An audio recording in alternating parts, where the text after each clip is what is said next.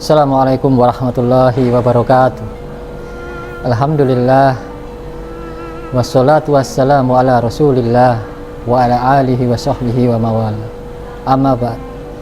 Pemirsa yang dirahmati Allah subhanahu wa ta'ala, salah satu peristiwa penting di bulan suci Ramadan ini yaitu peristiwa di mana diturunkannya Al-Quranul Karim kepada Nabi Muhammad SAW. Syahrul Ramadan alladzi unzila fil Qur'an hudal linnasi wa bayyinatin minal huda wal furqan.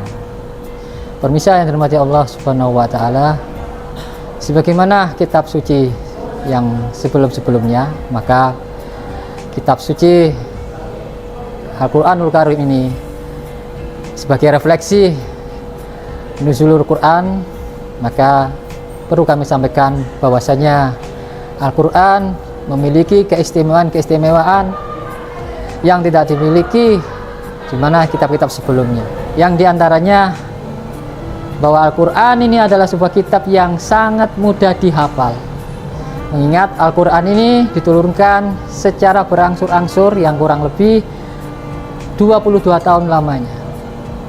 Ada sebuah kisah menarik bagaimana seorang anak menantang seorang ahli kitab, bahwasanya ahli kitab seorang pendeta ini tidak mampu menghafalkan begitu banyaknya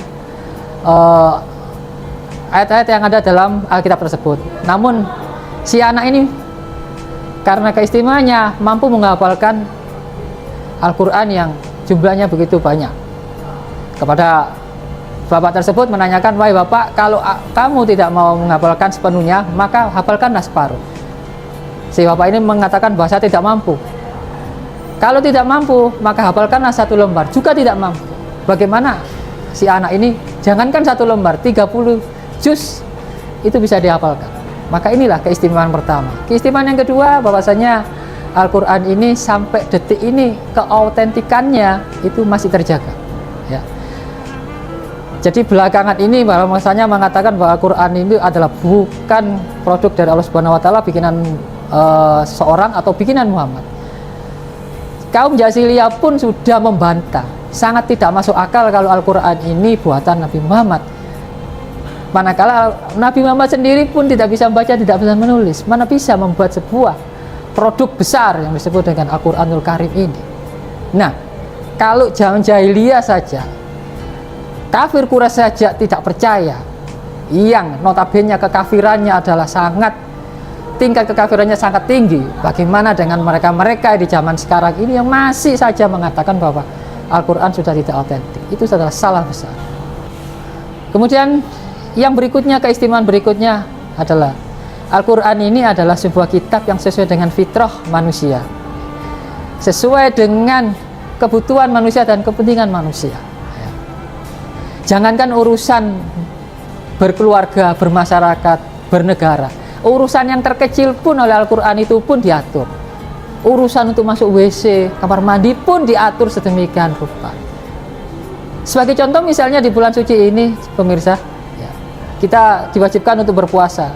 Namun perintah berpuasa itu juga ada batas waktunya, mulai imsak hingga maghrib. Bayangkan sekali kalau perintahnya itu full pagi, siang, dan malam. Tentu ini tidak sesuai dengan fitrah manusia.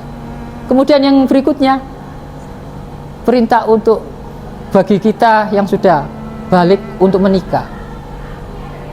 Bayangkan kalau tidak ada perintah atau larangan untuk menikah, saya rasa saya akan berhenti jadi ustadz atau khotib, ya, karena tidak sesuai dengan fitrah manusia.